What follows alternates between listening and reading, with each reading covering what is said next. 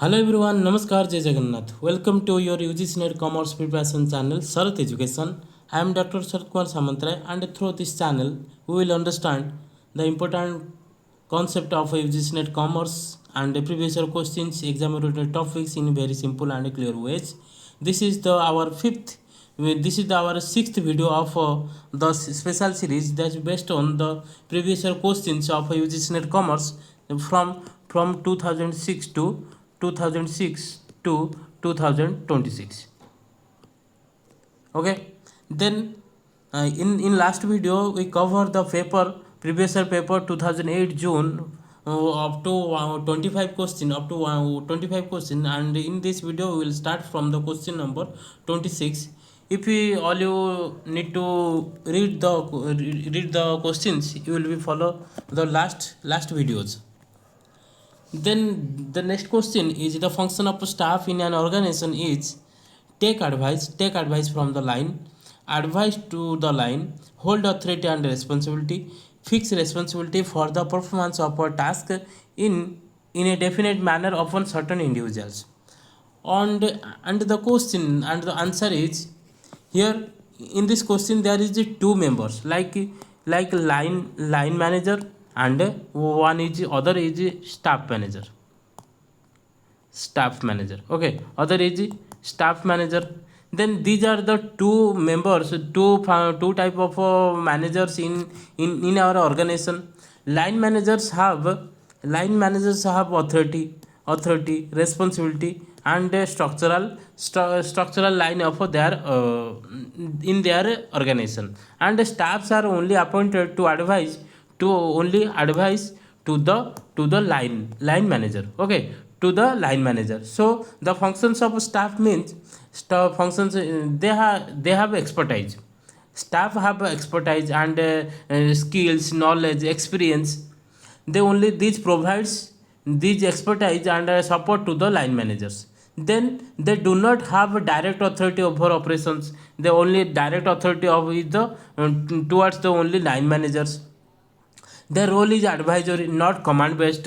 Or like examples, HR department, legal advisors, financial consultants. These are the various staff members. They help to the line managers in an organization. Okay, line manager का काम क्या होता है? Line manager जो कि organisation का proper employ होता है, और स्टाफ मेंबर जो हो कि ओके अपॉइंट किया जाता है, जो कि लाइन मेंबर के पास क्योंकि ज़्यादा से ज़्यादा एक्सपीरियंस नहीं होता है, उसको एक्सपीरियंस कौन दे सकता है? जो कि स्टाफ मेंबर होगा, वो उसके पास क्योंकि बहुत दिन का एक्सपीरियंस होता है, बहुत सारा नॉलेज होता है, टेक्नोलॉजी के बारे में बहुत कुछ जानता है, वो सब क्या करेगा? वो प्रैक्टिकल नॉलेज और फील्ड के जो नॉलेज होता है स्टाफ के पास होता है। इसलिए स्टाफ क्या करते हैं? इसलिए स्टाफ को हम क्या करते हैं? अपॉइंट करते हैं एक बिजनेस में, जो कि वो लाइन मैनेजर जो होगा वो उसको वो हेल्प करेगा जो वेरियस वर्क में। सो आपका यहाँ पर क्या काम आंसर होना चाहिए? जो कि advice to the line manager is the your answer in this question. Next question is the break-even analysis deals with. First question is what is break-even analysis? We know that break-even analysis is a financial and managerial tool. Break-even analysis is a financial and managerial tool used to determine level of output. Okay, level of output of or sales of our product, at which total revenue at this point, at the break-even point, total output, there is no profit, no loss. There is no profit, no loss. So it means in this point the organization cannot make any profit, cannot gain any losses. Okay, so it based on the cost. Cost means fixed and variable, and fixed and variable. Then output or volume means unit of a product produced or unit of a product sold. Then at last profit. In this case, profit means revenue minus sales equal to revenue minus cost equal to profit. Okay, the relationship between the relationship of often called CVP analysis. Otherwise, break-even analysis also called CVP analysis, that is cost, volume and profit. Cost, volume and profit. So your correct answer should be cost, output and profit should be your correct answer. There is B. Okay, this question answer is B. The next question is dissolution of farm takes place. Dissolution of farm takes place. Dissolution of farm means हाँ, एक एक partnership farm कब dissolution हो जाएगा। हमारे पास जो भी information है, जैसे कि according to Indian partnership act 1932 क्या बोलता है, हमारे पास क्या होना चाहिए, एक पार्टनरशिप को स्टार्ट करने के लिए मिनिमम 2 शेयर होल्डर होना चाहिए। ओके, मिनिमम 2 शेयर होल्डर होना चाहिए। यहाँ पर एक शेयर होल्डर क्या हो जाएगा, इंसॉल्वेंट हो जाएगा। एक शेयर होल्डर जब इंसॉल्वेंट हो जाएगा और एक बचेगा कौन, बचेगा तो ओनली वन शेयर होल्डर बन जाएगा, पार्टनर बन जाएगा, बच जाएगा। एक पार्टनर को लेके कभी भी एक पार्टनरशिप फार्म नहीं चल सकते। ये क्या हो सकता है, एक प्रोप्राइटरशिप बिजनेस हो सकता है और 1% कंपनी हो सकता है और कोई भी होलसेल बिजनेस हो सकता है। तो एक वन पार्टनर जहाँ पर है वहाँ पर वो कोई भी एक पार्टनरशिप बिजनेस नहीं है। सो यहाँ पर आपका ऑप्शन क्या है, बाय द डेथ और insolvency of one partner, it's then retirement of any one partner, by the expiry of a term, then by the insolvency of all but one partner. कोई भी इंसॉल्वेंस हो जाएगा और कोई वन भी इंसॉल्वेंट हो जाएगा तो आपका फार्म क्या हो जाएगा, डिसोल्यूशन, ऑटोमेटिकली डिसोल्यूशन हो जाएगा। यहाँ पर डेथ और इंसॉल्वेंसी ये भी करेक्ट है, रिटायरमेंट ये भी करेक्ट है, बट एक्सपायरी ऑफ टर्म ये भी करेक्ट है। बट आपको क्वेश्चन क्या मांग रहा है, आपको मांग रहा है कि dissolution of firm takes place कब हो जाएगा, ऑटोमेटिकली कब हो जाएगा, ऑटोमेटिकली इस पॉइंट पे हो जाएगा, जो कि bye the insolvency of all और बट वन पार्टनर में भी इंसॉल्वेंट होगा तो आपका पार्टनरशिप फार्म डिसोल्यूशन हो जाएगा। So okay, here your correct answer is D, by the insolvency of all partners. Okay, next question, X LTD purchase land and building worth 2,80,000 and leave issued debenture 100 rupees each at discount of 4%. What are the number of debenture issued. Okay, एक company है X LTD जो कि land and building purchase कर रहा है 2,80,000 में, और उसके लिए वो क्या इशू कर रहा है कि डिवेंचर इशू कर रहा है, जो कि 100 रुपीज़ उसका प्राइस है पर डिवेंचर का प्राइस क्या है, 100 रुपीज़ है। और उसको कैसे क्या कर रहा है, 4% डिस्काउंट में इशू कर रहा है, जो कि क्या उसको क्या मिलेगा, उसके बदल में उसको मिलेगा लैंड एंड बिल्डिंग मिल जाएगा। वो यहाँ पर क्या हम कैलकुलेशन कैसे करेंगे, पहले डिविडेंड का एक्चुअल प्राइस क्या होगा वो उसको कैलकुलेशन कर लेते, और उसके बाद जो कि पर डिवेंचर का प्राइस जो होगा टोटल अमाउंट में हम डिवाइड कर लेंगे, जो मिलेगा वही हमारा आंसर होगा।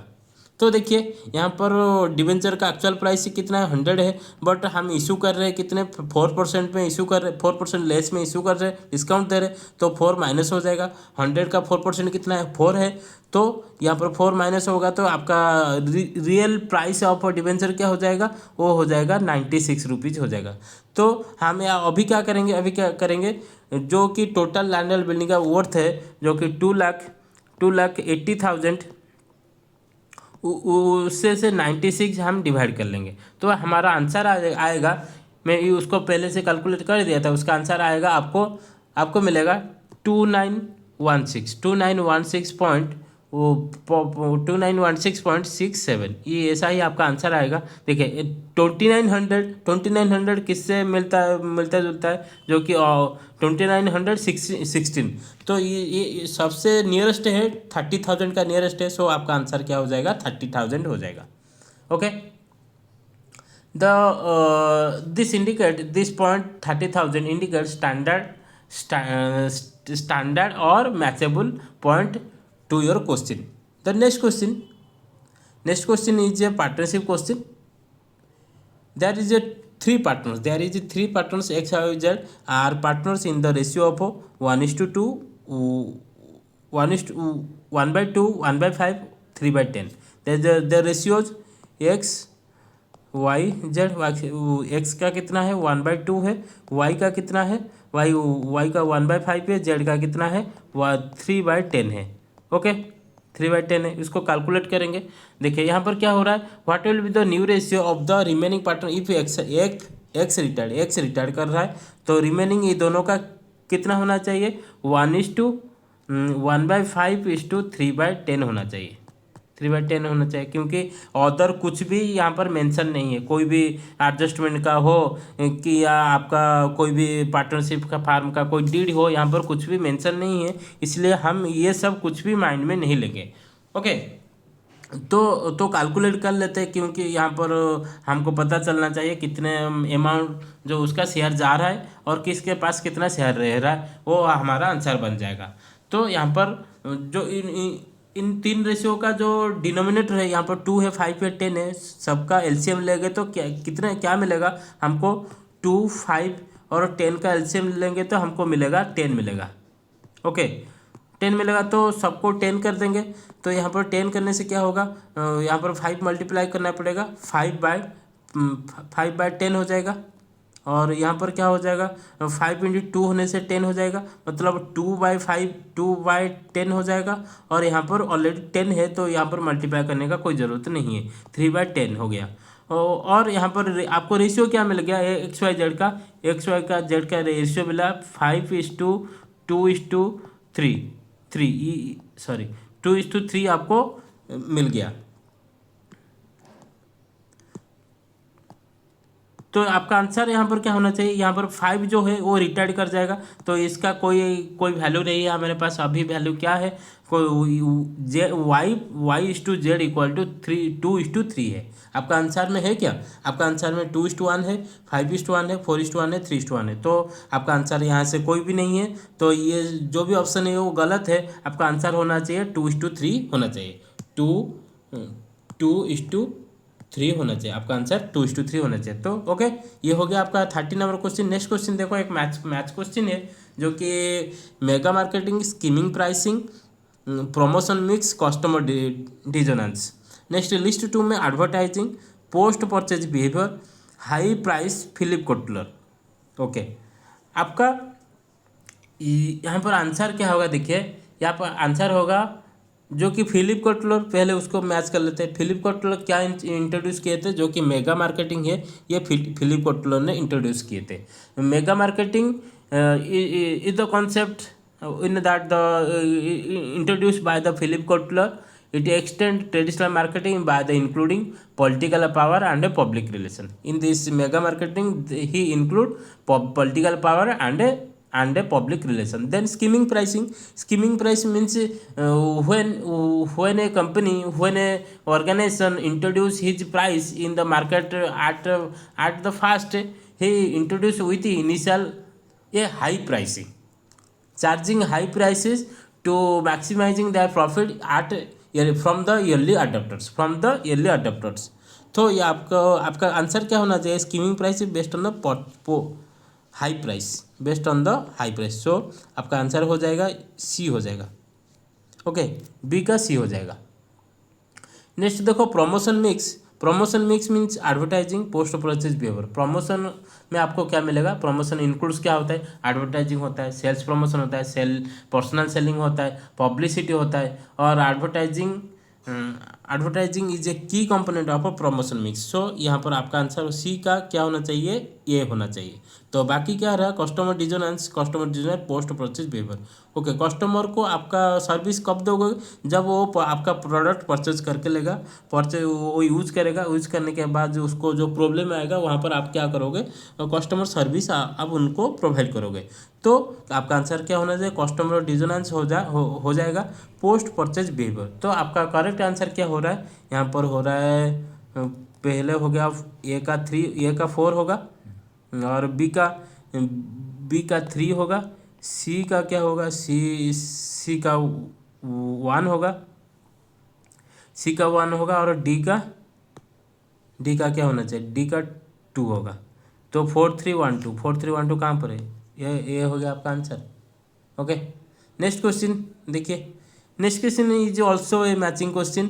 Here questions are list 1 merchandise export, merchandise import, investment income, balance of payment deficit, balance of payment deficit.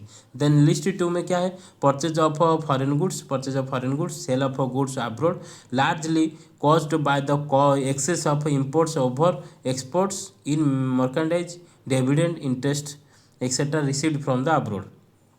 देखिए मर्केंडाइज एक्सपोर्ट मीन्स क्या है, merchandise exports refer to the physical goods sold to foreign countries. Export आपका आपके पास एक country में जो भी goods है वो क्या कर रहा है, कोई एक फॉरेन कंट्री में जाके उसको सेल कर रहा है, तो इसका क्या होगा, sale of goods to abroad, sale of goods in abroad. तो यहाँ पर आपका ए का 2 हो जाएगा। Merchandise import means purchase of goods से आप एक्सपोर्ट कर रहे हो तो परचेज सेल कर रहे हो, और इंपोर्ट कर रहे हो तो परचेज करोगे, तो ये आप बी का आंसर हो जाएगा 1 हो जाएगा। ओके, बी का आंसर क्या हो जाएगा, 1 हो जाएगा। नेक्स्ट देखो C, investment income, investment income means investment आप जब करोगे यहाँ पर आपको क्या मिलेगा, डिविडेंड मिलेगा, इंटरेस्ट मिलेगा, रिसीव फ्रॉम अब्रोड, तो हो जाएगा सी का आपका हो जाएगा 4 हो जाएगा। नेक्स्ट बाकी क्या रहेगा, balance of payment deficit, deficit आपका क्या हो रहा है, बैलेंस ऑफ पेमेंट जो है वहाँ पर डेफिसिट आ रहा है, largely caused, okay it cause यहाँ पर लिखा हुआ है, by the excess of import, आपका इंपोर्ट ज़्यादा होगा और एक्सपोर्ट कम हो जाएगा, तो यहाँ पर आपका डेफिसिट दिखेगा, क्योंकि आपको ज़्यादा से ज़्यादा पेमेंट करना पड़ेगा, आपको पेमेंट नहीं मिलेगा यहाँ पर, तो इसलिए आपका डी का आंसर हो जाएगा 3 हो जाएगा। ओके, तो आपका करेक्ट आंसर क्या हो गया, करेक्ट आंसर हो गया ए का हो गया 2, और बी का हो गया 1, नेक्स्ट 4, नेक्स्ट 3, 2143, 2143 कौन है, 2143 आपका code A equal to answer हो गया। नेक्स्ट क्वेश्चन देखो, next question is also a matching question. यहाँ पर लिस्ट है ABC analysis, return on investment, contribution margin, net present value. List 2 में profitability, inventory control, project evolution, B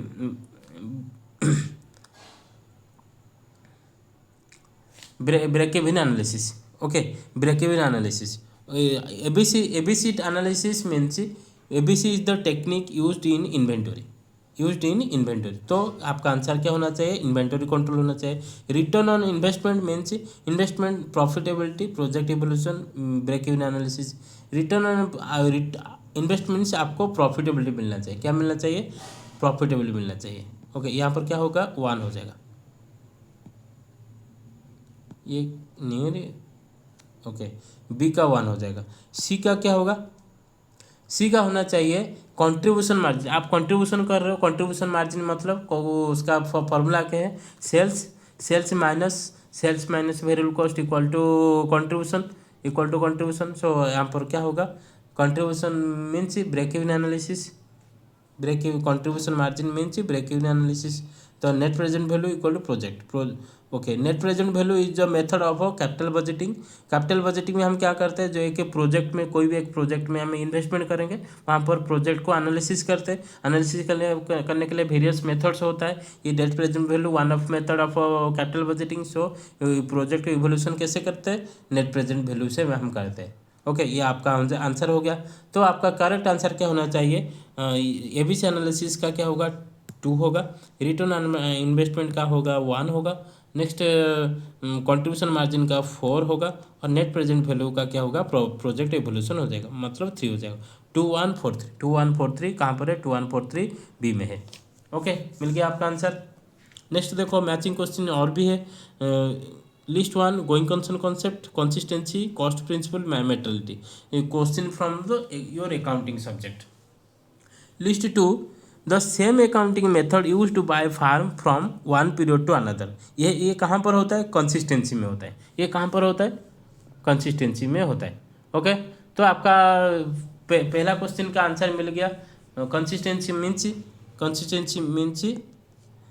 accounting method used by the firm from one period to another, related to the relative size of importance of an item or event, relates to the relative size of importance an item or events। इस question कहाँ किससे मिल रहा है, ये मिल रहा है आपका materiality में। मेटेरियलिटी जो कि रिलेटिव साइज मिल रहा है, साइज मेटेरियल आपके कितने मेटेरियल है, तो डी का आंसर क्या होना चाहिए, आपका डी का आंसर होना चाहिए 2 होना चाहिए। नेक्स्ट देखो, an inappropriate assumption for a firm undergoing bankruptcy. Undergoing bankruptcy. आपका आंसर यहाँ पर देखिए किसको ये मैच कर रहा है, आपका गोइंग कंसर्न को मैच कर रहा है। देखिए यहाँ पर आपको गोइंग कंसर्न को मैच कर रहा है। क्यों? Bankruptcy assumption, inappropriate assumption for firm undergone bankruptcy. क्योंकि आप क्या कर रहे हो, गोइंग कंसर्न में जा रहे हो। गोइंग कंसर्न में जा रहे हो तो क्या होगा यहाँ पर, going concern concept assume that business will continue foreseeable future and it's not a valid from the firm to facing bankruptcy. आपका कंपनी बैंक्रप्सी में जाएगा तो वो फोर्सेबल फ्यूचर तक नहीं जाएगा। सो यहाँ पर कौन मैच करेगा, गोइंग कंसर्न के साथ inappropriate assumption for the firm undergoing bankruptcy से मैच कर जाएगा। बाकी क्या रहेगा, कॉस्ट प्रिंसिपल बाकी रहेगा। तो आपका सी का आंसर हो जाएगा, सी का आंसर हो जाएगा 4 हो जाएगा। ओके, तो सी 4 में क्या लिखा हुआ है, the normal basis used to account for the asset. Normal basis cost principle is the normal basis, very easiest method. Okay, cost principle means original cost, historical cost. Historical cost में हम क्या करते हैं, एसेट को record करते हैं। Asset are recorded at their original cost और their historical cost. This is the normal basis of accounting. So your correct answer is A का 3 हो गया, बी का हो गया 1 हो गया, और 1 हो गया, सी का हो गया 4 हो गया, और डी का हो गया 2, मतलब 3 1 4 2 होगा। 3 1 4 2 4 2 यहाँ पर डी का आंसर हो जाएगा। नेक्स्ट क्वेश्चन देखिए, next question is also a matching question. List 1 smooth frequency curve, histogram, bar diagram, ogives. Means ये स्टैटिस्टिक्स का क्वेश्चन है। To determine the portray the number of proportions of cases, it is one dimensional, it is two dimensional, can be drawn through various point of a polygon। क्या होना चाहिए, देखिए easy, यहाँ से सबसे इजी वाला क्या है, देखिए smooth frequency curve means a curve obtain by the drawing smooth curve through point of a frequency of a polygon. Okay, frequency of a polygon can be drawn through various points of a polygon. So ये answer आपका हो जाएगा 4 हो जाएगा, ए का 4 answer हो जाएगा, can be drawn through the various points of a polygon हो जाएगा। नेक्स्ट देखो histogram. Histogram is a 2 dimensional diagram. हमको पता है histogram is a 2 dimensional diagram. तो यहाँ पर आपका आंसर क्या होना चाहिए, एंड हिस्टोग्राम से आपको क्या पता चलता है, use to area and frequency पता चलता है। ओके, एरिया एंड फ्रीक्वेंसी चलता है। तो यहाँ पर क्या हो जाएगा, 2 डायमेंशनल, हिस्टोरिकल 2 डायमेंशनल हो जाएगा, 3 आंसर हो जाएगा। Next bar diagram is 1 dimensional, bar diagram is 1 dimensional. Then ogive 1 हो जाएगा। Ogive means to determine the portray the number of proportion cases. So आपका करेक्ट आंसर क्या हो जाएगा, 4 3 2 1 हो जाएगा। 4 3 2 1 आपका हो जाएगा, जस्ट उल्टा 4 3 2 1 कहाँ पर है, डी में है। ये हो जाएगा, ये हो गया आपका आंसर। नेक्स्ट क्वेश्चन देखो, next question is also a matching question. Merchandise inventory, comparability quality, net realisable value, raw material inventory. क्या होना चाहिए, ये कॉस्टिंग का क्वेश्चन हो गया। क्या हो गया, कॉस्टिंग का क्वेश्चन हो गया। तो देखिए merchandise inventory means merchandise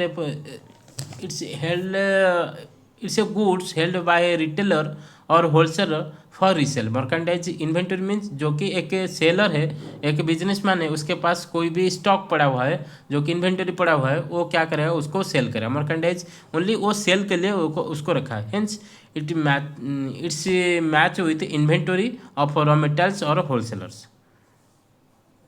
inventory of retailers of wholesaler, inventory of a retailer और होलसेलर। ये आपका आंसर हो जाएगा, सेकंड है आपका आंसर हो जाएगा। मर्केंटाइज इन्वेंटरी मीन्स सेकंड हो जाएगा, inventory of a retailer. Comparable quality means it ensure financial statement can be compare over time. It prevents arbitrary, यहाँ पढ़ते हम, यहाँ पढ़ते okay. It prevents arbitrary changes from one accounting measurement approach from one period to another. आपका क्या comparable quality हो जाएगा, 1 हो जाएगा, क्योंकि आप यहाँ पर कंपेयर करो कोई भी एक ईयर के साथ अदर कोई अदर ईयर का जो रिजल्ट है उसको हम क्या कंपेयर करो, वन अकाउंटिंग और measurement approach from the one period to another. One period के साथ अनदर पीरियड को हम क्या कर रहे हैं, कंपेयर कर रहे हैं। तो यहाँ पर क्वेश्चन में आ जाएगा। नेक्स्ट देखो, item acquired by the purchase growth और extraction of natural resources for the future processing. Okay, ये क्या है, ये है आपका जो कि रॉ मटेरियल इन्वेंटरी। ये आपका है क्या है, रॉ मटेरियल इन्वेंटरी होगा आपका, मतलब डी का आंसर हो जाएगा 3 हो जाएगा। देखिए raw material inventory means item acquired by the purchase, आप परचेज कर रहे हैं, उसको ग्रोथ के लिए रख रहे हैं और एक्सट्रैक्शन भी कर रहे हैं। और natural resources, extraction of natural resources for future processing, उसको क्या कर रहे हैं, जो कि नेचुरल रिसोर्सेज से हम उसको ग्रो कर रहे हैं और परचेज कर रहे हैं और ग्रोथ करें। ये तीनों कहाँ हो सकता है, क्या हो सकता है, मेटेरियल हो सकता है। नेक्स्ट बाकी क्या रह गया, बाकी सी रह गया। सी का आंसर क्या होना चाहिए, 4 हो जाएगा। Net reserve value means estimated selling price, आपका selling price of a product in the ordinary course of business. Okay, net selling price जो होगा, आप जितने रुपये में एक प्रोडक्ट को सेल करोगे वो हो जाएगा आपका नेट रियलाइजेबल वैल्यू। तो आपका करेक्ट सीक्वेंस ऑफ आंसर क्या हो गया, हो गया 2 हो गया, 1 हो गया, 4 हो गया, 3 हो गया, 2 1 4 3, 2 1 4 3 क्या है, 2 1 4 3 बी है आंसर। तो नेक्स्ट क्वेश्चन देखो, match the following minimum maxi mini principle, mini max principle, max max principle, mini mini principle. ये वेरी इंपॉर्टेंट क्वेश्चन है, इसको याद रखना आपके लिए बहुत इजी होगा। देखिए मर्केंडाइज,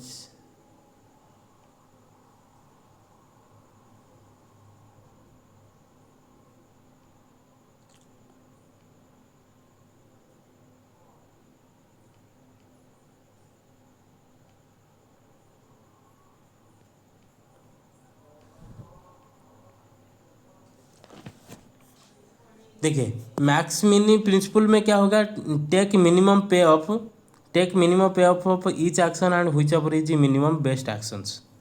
ये देखिए मिनिमम क्या होगा, डी का आंसर 1 होगा, डी का आंसर होगा मिनिमम। और मिनी मिनी प्रिंसिपल जो कि take minimum payoff and each action whichever is minimum best action. Then take maximum payoff each action whichever is maximum best action, जो कि max max में होगा। सी का answer हो जाएगा 2 हो जाएगा। डी का 1 हो गया, सी का 2 हो गया। नेक्स्ट देखो, maximum payoff each action whichever is minimum best action. Max mini ये हो जाएगा 3, ये हो जाएगा 3, और बाकी क्या रहेगा, बी का 4 हो जाएगा। Tax minimum payoff each action whichever is maximum best action. Okay, आपका आंसर मिल गया, आपका आंसर मिल गया। तो कि क्या हो गया, डी का हो गया 1 हो गया, सॉरी डी का 1 हो गया, सी का 2 हो गया, और ए का हो गया 3 हो गया, बी का हो गया 4, 3 4 2 1 हो जाएगा आपका आंसर। 3 4 2 1, 3 4 सॉरी 3 4 1 2 हो जाएगा। ओके, 3 4 1 2 सी होगा आपका आंसर। नेक्स्ट देखो, नेक्स्ट क्वेश्चन। ओके, इट्स अलग टाइप का क्वेश्चन है, जो कि हाइपोथेसिस बेस्ड क्वेश्चन है। The hypothesis testing consist of following steps, establish a level of significance prior to sampling, defining the rejection of a critical region, state the hypothesis, determine the suitable test strategy, which sequence is correct। पहले आप क्या करोगे, पहले आप करोगे state the hypothesis, state करोगे पहले, आपका आंसर ये पहला होना चाहिए, state the hypothesis. Then next establish करोगे लेवल ऑफ सिग्निफिकेंस, एस्टैब्लिश करोगे लेवल ऑफ सिग्निफिकेंस, तो ये आपका सेकंड हो जाएगा। नेक्स्ट आप क्या करोगे, determine the suitable test strategy. आप उसको जब सेट कर दिए तो डिटरमाइन करोगे सुइटेबल टेस्ट स्ट्रैटेजी, मतलब 3 हो जाएगा 4, और सेकंड हो जाएगा 4। मतलब आपका आंसर क्या हो गया, आपका आंसर होना चाहिए पहला होगा 1 3 का है, 3 के बाद आएगा सेकंड 3 1, बी हो जाएगा आपका आंसर, 3 1 4 2 हो जाएगा आपका आंसर। ओके, नेक्स्ट क्वेश्चन देखो, which of the following liability are taken into account for the acid test ratio. Acid test ratio, which of the following liabilities are taken into acid test ratio. Okay, acid test ratio का meaning पहले आपको पता होना चाहिए। Acid test ratio is a quick ratio, और उसका other name है quick ratio, measures firm ability to meet very short term और current liabilities, very short term liabilities using most liquid assets जो कि उसको हम एसिड टेस्ट रेशियो बोलेंगे। जो उसका फॉर्मूला क्या है, acid test ratio equal to quick quick quick assets by quick liability और करंट लाइबिलिटीज।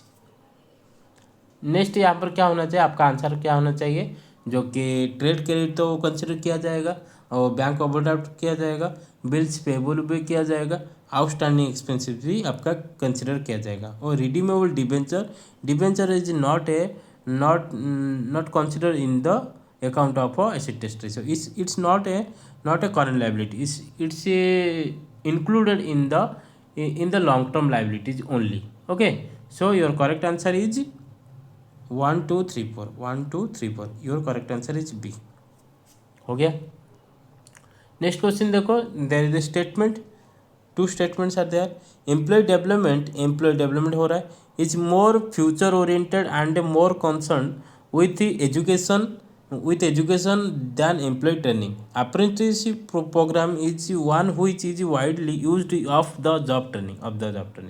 ओके, देखिए आपका जो स्टेटमेंट वन है ना, employ development is more future oriented and more concern with education than the employ training.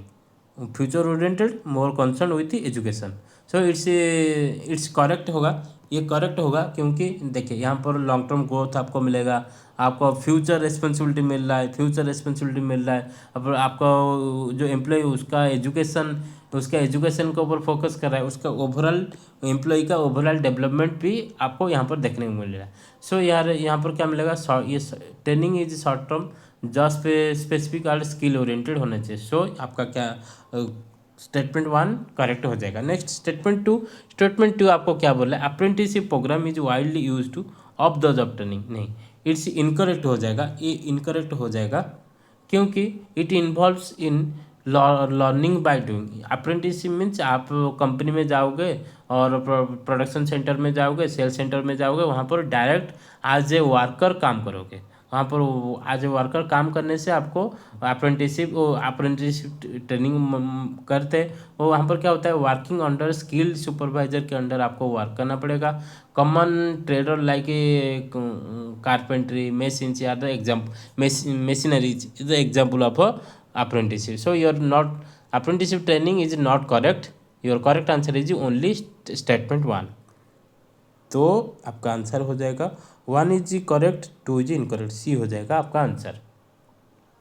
Next देखो question, for profit maximization a firm we must have marginal cost equal marginal revenue, marginal cost curve cut the average cost curve from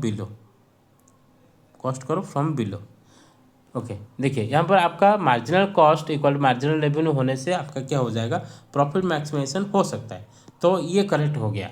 profit maximization के लिए marginal cost equals to marginal requirement चाहिए, marginal revenue चाहिए, और marginal cost should be cut marginal revenue from below when it rising, when marginal cost is rising. Marginal cost आपका rise हो रहा होगा और आपका क्या होगा, मार्जिनल रेवेन्यू ऐसे ही होना चाहिए, तो यहाँ पर वो बिलो से वो कट करेगा। तो the essential condition for equilibrium firm, but in this second case marginal cost curve cut actual cost. Okay, यहाँ पर आपका होना चाहिए एक्चुअल कॉस्ट नहीं होगा और एवरेज कॉस्ट नहीं होगा, यहाँ पर आपका होगा मार्जिनल कॉस्ट होना चाहिए। क्या होना चाहिए, मार्जिनल कॉस्ट कर्व होना चाहिए, तो जाके ये करेक्ट हो सकता था। इसलिए यहाँ पर एवरेज कॉस्ट का लिख रहा है, marginal cost curve average cost at a minimum profit, but this condition is related to cost behaviour only, it is related to the cost behaviour only, not profit maximisation. So जो आपका second option incorrect हो जाएगा, तो आपका statement one ही is your correct, only one is correct, ये is your answer. Next question देखो, is also two statements, fringe benefits nowadays are a significant component of compensation under piece rate plan.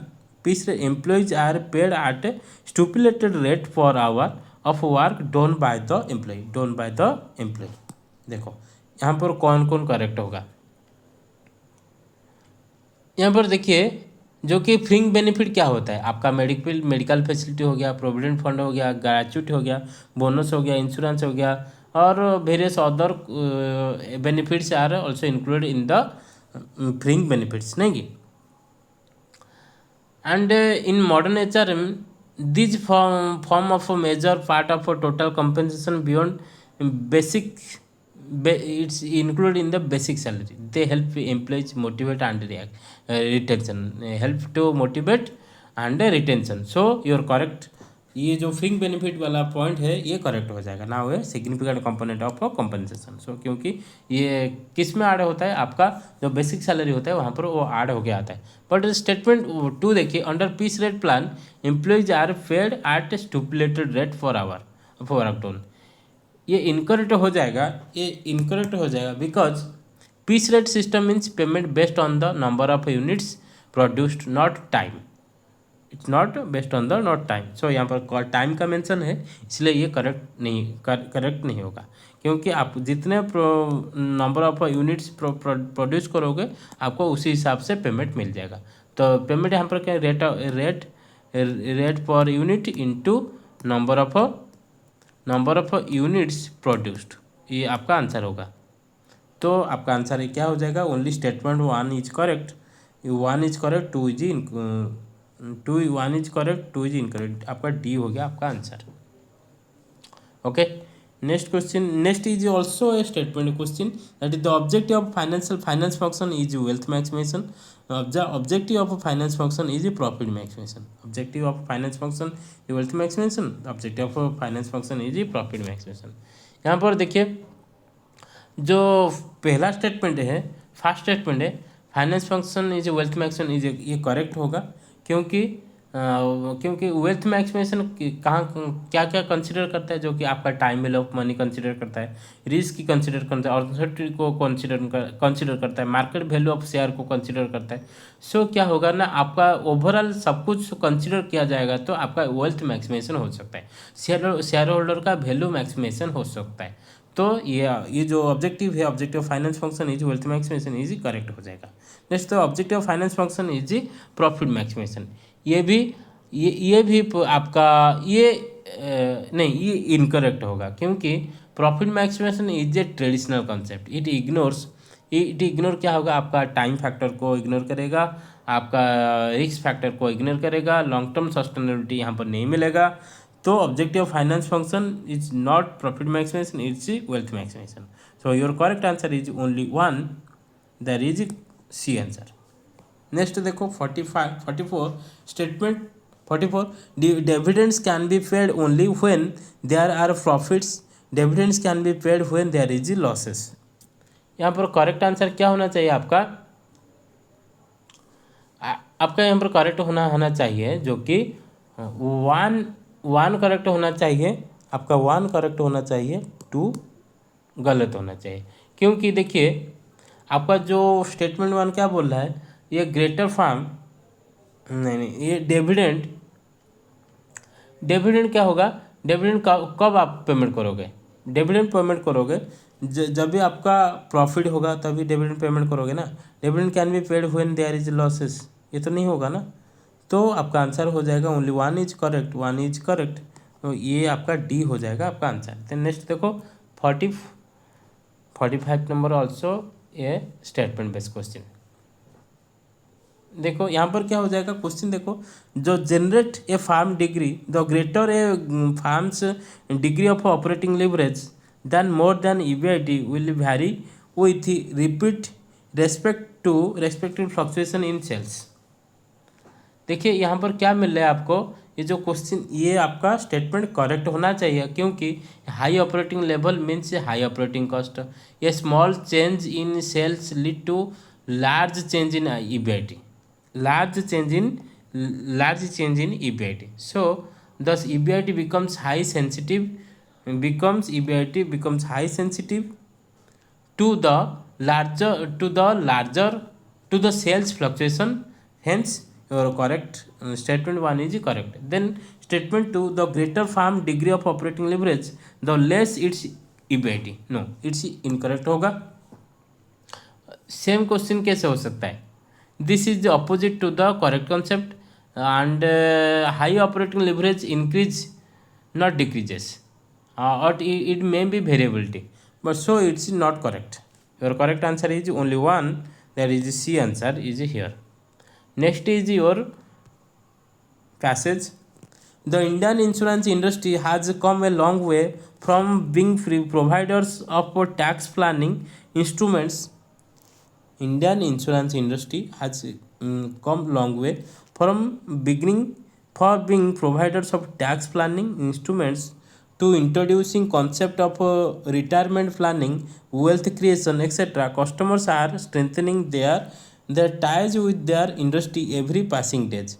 Today life insurance is among the fastest growing industry in India, inspired by the tremendous growth in the life insurance sector. Many comparisons, product features, charge structure returns have been drawn between life insurance and other financial services, mostly mutual funds. These comparisons resulted in the emergence of a ULIP as a preferred product, and in fact they display some similarities with the microfinances. Then the individual policy holders or retail customers by the product when he or she wants systematically provided towards a specific important goal. They take money regularly out of their monthly or annual income to make contribution to their goal, or like children education or health, etc. Thus investment policies of life insurance companies are designed to enable policyholders meet their respective financial goals while ensuring that the government is adequately funded for the long term projects. Question is, first question, which of the following product are provided by the Indian insurance industry? Your correct answer is here. देखो, tax planning, wealth creation, retirement planning. Already हमने कोई यहाँ पर tax planning provide कर रहे हैं, retirement benefit, wealth creation, ये तीनों आ रहा है. तो आपका ये भी करेक्ट, ये भी करेक्ट, तो आपका करेक्ट आंसर डी हो जाएगा. Who is the majority investor in the insurance company? Who is the majority investor in the insurance company? कौन है? आपका यहाँ पर आंसर क्या आ रहा है? Individual policy holder, retail customer, और corporate sector, government sector, semi government sector. यहाँ पर आपको आंसर होना चाहिए इंडिविजुअल पॉलिसी होल्डर और रिटेल कस्टमर होना चाहिए. देखिए यहाँ पर क्वेश्चन था, कहाँ गया? Individual policyholder or retail customers buy the product when he or she wants to systematically towards specific important goal. They make money regularly, so it's the highest. You का आपका करेक्ट आंसर होना चाहिए individual policy holder, retail customer होना चाहिए. Next question, which of the following is the primary objective of insurance company to invest savings of customer? Steady increment, risky investment, short term investment, medium term investment. आपका क्या answer होना चाहिए? आपका answer होना चाहिए steady increment होना चाहिए. Okay, steady increment होना चाहिए. नेक्स्ट क्वेश्चन देखो, which type of customer behaviour is observe for the making investment in insurance companies? Which type of customer behaviour observe making investment in the insurance? One time saving, regular saving, saving on sudden gain, retirement saving only. आपका answer होना चाहिए regular and small saving होना चाहिए. Next देखो, insurance companies and mutual fund both provide to customers insurance policies, ULIPs, bonds, loans. आपका क्या होना चाहिए? आपका आंसर होना चाहिए ULIP होना चाहिए. ULIP का फुल फॉर्म क्या है? Unit linked insurance plan. Unit linked insurance plan आपका फुल फॉर्म है. आज a product showing similarity between the insurance and mutual fund. Okay, ये हो गया आपका 2000 जून का पेपर हो गया. और आप लोग इस चैनल, मेरे शरत एजुकेशन चैनल को, आपका ये जो चैनल आपकी यहाँ ही है, तो इस चैनल को सब्सक्राइब कीजिए. ये तो आपका प्रीवियस ईयर क्वेश्चन का सीरीज चल रहा है, ये कंटिन्यू रहेगा अप टू 2026 तक कंटिन्यू रहेगा. ये कभी कभी एक दो दिन गैप हो सकता है, बट आप लोग मेरे साथ जुड़िए और चैनल को सब्सक्राइब कीजिए, लाइक कीजिए, शेयर कीजिए, और जो भी आपका सजेशन है आप लोग कमेंट बॉक्स में मेरे को शेयर कर सकते हैं। और कोई भी एसएसपी पीजीटी बुक्स परचेज करना चाहते हैं तो आप लोग मेरे से कांटेक्ट कर सकते हो। मेरा एक शरत एजुकेशन का टेलीग्राम चैनल है, वहाँ पर आप ज्वाइन कर सकते हो। वहाँ से आपको बहुत सारा पीडीएफ मिलेगा, कॉन्सेप्ट का पीडीएफ मिल जाएगा, बहुत पीडीएफ है वहाँ पर आपको मिलेगा, प्रैक्टिस पेपर भी मिलेगा, बहुत कुछ मिलेगा। आप लोग शरत एजुकेशन टेलीग्राम चैनल ज्वाइन करो। और पीजीटी बुक्स चाहिए तो मेरे को कांटेक्ट कर सकते हो। वहाँ पर आपको प्रीवियस ईयर पेपर का उड़ीसा एसएसबी और उड़ीसा ओपीएससी पीजीटी का प्रीवियस ईयर पेपर मिलेगा। उसके साथ जो 10 यूनिट्स है उसमें सब कुछ मिलेगा, जैसे कि बिजनेस एनवायरनमेंट हो गया, बिजनेस स्टडी हो गया, बिजनेस मैथ हो गया, आपका बिजनेस स्टडी हो गया, बैंकिंग हो गया, लॉ हो गया, और अकाउंटिंग हो गया, कॉस्टिंग हो गया। ये सब कुछ आपको वहाँ पर उस बुक में डिटेल मिलेगा, डिटेल थ्योरी के साथ। और उस बुक में जो बुक है पीजीटी बुक है, वहाँ उसमें 5000 क्वेश्चन भी मिलेगा। फुल टू फुल आपका जो सिलेबस है ना, ओपीएससी पीजीटी का सिलेबस जो है, वर्ड टू वर्ड आपका डिटेल सिलेबस मिलेगा, डिटेल सिलेबस का थ्योरी मिलेगा। उसके साथ आपका कम से कम 5000 का एमसीक्यू भी है इसी बुक में। आप कांटेक्ट कर सकते हो, मेरे को डायरेक्ट कांटेक्ट कर सकते हो। मेरा कॉन्टैक्ट नंबर है 9861223439। ये मेरा कॉन्टैक्ट नंबर है, यहाँ से आप लोग मेरे को कॉन्टैक्ट कर सकते हो। आप बुक मेरे से कॉन्टैक्ट करके परचेज कर सकते हो। Thank you. जय जगन्नाथ।